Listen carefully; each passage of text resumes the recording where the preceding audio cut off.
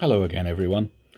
A chap called Timmy Tom writes to ask with help for programming the spin-up of the rotor of his gyrocopter.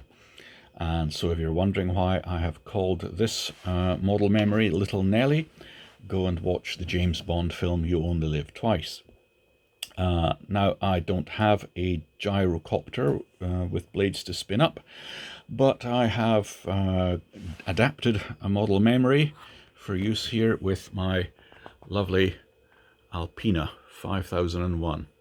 Still awaiting its maiden flight along with many of my models at the moment, but the reason I'm using that is that it has a Jeti speed controller with a rev counter, which is what's required. So what does Timmy want? He has an electric motor to spin up the blades of his gyrocopter, and he wants to basically flick a switch, and it will do a slow ramp up of power over 15 seconds, or to a rotor RPM of 400 RPM, so presumably he's got some rev counter on it, and at either of those points switch off power to the motor and tell you with a voice announcement that it's timed out, or that the 400 revs has been achieved. Okay, so what can we do about that? Well, everything. It's a little bit of a complex program with telemetry controls and logic switches and sequencers. So let's start taking a look at what we can do. First thing we want, of course, is telemetry controls. So we go into Advanced Properties, Telemetry Controls, and you'll notice in my menus I've got other things going on here, and that's simply because I've copied the Alpina program. So I've got everything set up here. The reason being it's running the speed controller through XBus, not as a servo, so I don't have to reprogram all that. Anyway, so telemetry control, MX2, the rotor RPM, I've called it. Type of control is a switch. We're taking the sensor, in this case it's the Meson Pro RPM. Condition will be X is greater than, and in Timmy's case it'd be 400, but this thing basically doesn't even idle at 400, so I've had to set it to 1700 to give us a chance to see the program in action. So in Timmy's case 400, your case whatever that's required there. And importantly, set the default to minus 100%, so if it doesn't get anything it defaults to off rather than on. That is this switch, not the motor. And we have another one here just for the voice announcement to tell you that you've achieved the 400 RPM. So again, the sensor is the RPM, type of control switch, condition X is greater than. And just in case it sort of touches 1700 and cuts out before this can work it out, I've said as long as the RPM's above 1690 revs, then it will announce that rotor RPM has been achieved. This is just for the announcement, this won't cut the power. Again, default to minus 100. In Timmy's case, where he wants 400 revs, I've said set that to 390, 395, something like that. So that's our two telemetry controls set up. Next, we need, the logic switches. Come down here. Okay, first logic switch. I'm going to use switch C as my on-off control for the motor. So we go in there and assign it in such a way that when I switch the motor on, switch C goes on. Control 2 is that telemetry switch we've just created, MX2. And the condition is an A on, B off. So when we switch C on, it sees it's got an on condition, the output goes on because A, on. And it will not switch off until the telemetry control tells it it's achieved 400 RPM. Rotor timed out. Oh, yeah, we'll come to that. So the only way to switch that off is to wait for it to achieve 400 RPM, which is sort of what we want, but dangerous, obviously. You need to be able to switch this off And that's why we go for the second logic switch, rotor 2, which uses the logic switch we've just created, operator AND with switch C. So we've switched on the system, logic switch 4, it's looking for the rotor RPM to switch it off. As long as we've got the switch on, switch C in control 2, the output from here goes on, but if we switch C off, the output goes off, no matter what logic switch 4 is doing. So logic switch 4 can carry on waiting for 400 RPM until the end of the universe. It doesn't matter, we've been able to switch it off here. So that's the important one, that gives us a safety. All you have to do, move switch C back to the off position, and that output goes off. So now we can use that not for the throttle function, but to run the sequencer, because remember he wanted a gentle ramp up. Now I realise that a lot of speed controllers have a ramp up function in them, but let's assume that this speed controller hasn't got the very, very slow ramp up, or that you don't have access to its programming easily to get into it. What will we do? Well, we'll just use a sequencer. And here we are, sequencer Q1. Let's come down and take a look at it. The switch is going to be logic switch 5, which is that one we've just created where, we can switch it off.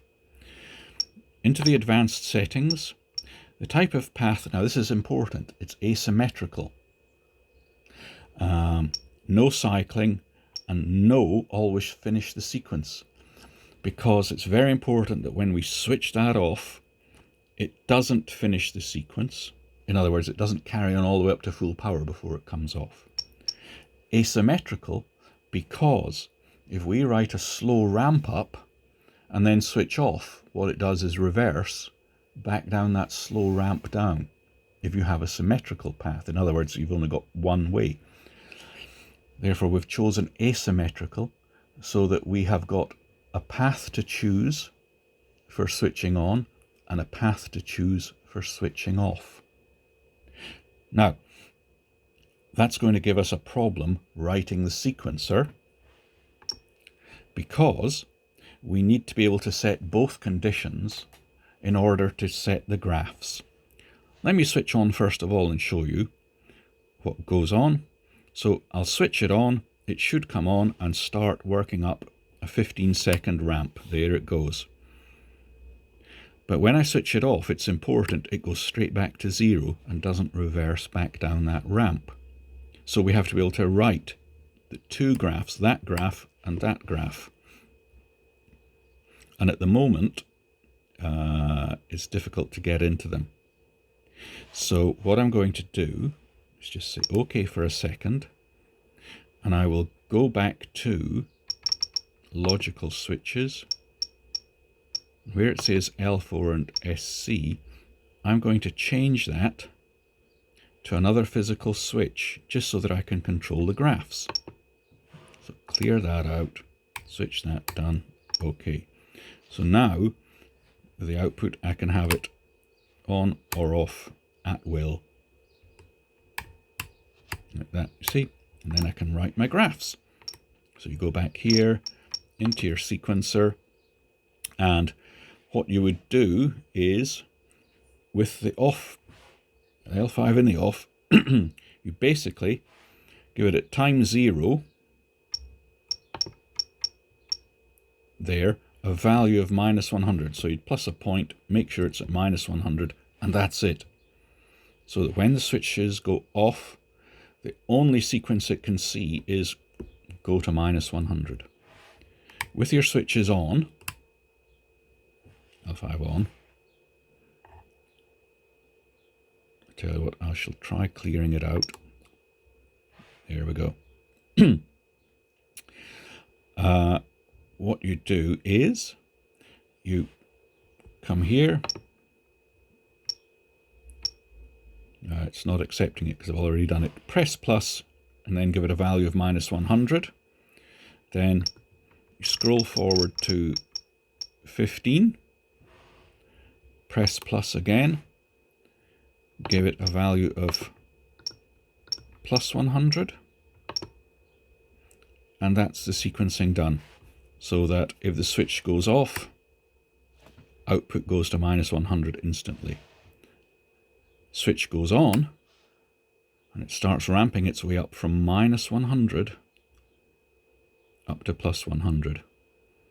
It's very important that you put that first point in at 0 time of minus 100, otherwise I think the sequencer would start off at the midpoint, which is mid-throttle. Not good. Okay, so what I'm going to do is just pop back then to the logical switches and change that back to logic switch 4. Okay, so that's just why I've done that, because without the RPM going and going off, we can't switch that around in order to build a sequencer.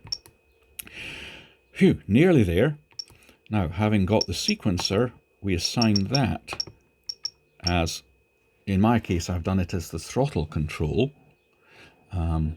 but because that's the thing I have. I don't have a rotor, but in Timmy's case, he'd have a rotor function, I would hope, with its own servos, or speed controller, certainly servo assignment. And so you would assign Q1 to the rotor function, not to the main motor function. But that's all I've got here. And so let's take a look at what else we can do. Oh yes, the voice files. Advanced properties, sounds on event. So I went to Tero Salmonen's site, rc-thoughts.com, and I used the text-to-speech to create a couple of voice files. I created this one. Rotor timed out. And this one. Rotor at 400 revs. Okay. And the rotor timed out is set to the sequencer. Now, when you initially assign this to the sequencer, and I'll show you how. Come in here, just come down, sequencer, there's our sequencer. The switch on point is at midway, so it would tell you rotor timed out after 7.5 seconds. You just want to wind that up to 100%, and then it won't switch on until the sequencer reaches the very end at 15 seconds, and then it will say rotor timed out. Okay, and down here, this one was set to telemetry control, the second one that we created, which was a few RPM below the desired RPM, just so that it definitely picked it up just before the motor cuts out. Okay, so if we switch everything on, we won't get the rotor, but after 15 seconds, the sequencer switch will reach its end at 100%, so that will switch on and it will tell us that the rotor has timed out.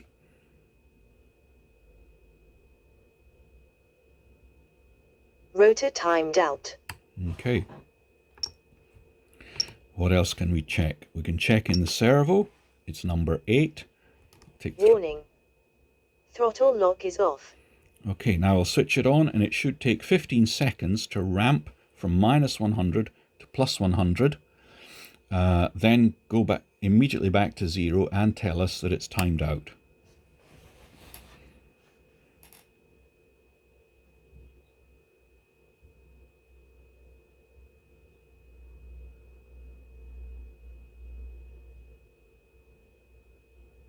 Rotor timed out. There you are. Switch it off, it's locked back at 0, and we'll just prove that part way up the ramp, if we have to switch the motor off, it will. Okay, I'll switch it off now. There, it's switched off. Okay, let's go to the actual model and prove it. It will do a very short motor run because I've set a relatively low RPM on this. What was it, 1700 I think? Because I don't want this thing blasting away in my workshop. But it will prove the point. Let's come out of here. Let's go to revs. So we'll see the revs here. When it gets to 1700, it should cut out and tell us that it's done so. So just for safety, throttle Throttle lock lock on, is on. switch off. And of course I've got a throttle lock on this because this is a normal throttle. If you're using it for a rotor spin up, which is separate to your throttle, then you just have to arrange some sort of switching to force it back there if needs be. Okay. Warning. Throttle lock is off. Right, this had better work. Watch the revs, listen for the announcement. Rotor at 400 revs. There you go. It peaked at 1760 just by the time the cutout took effect. And obviously the warning says 400 revs because that's what Timmy wanted. And we just had to set it for that to get there. Okay, thus proving that it works. I'll reset that. It will go again now.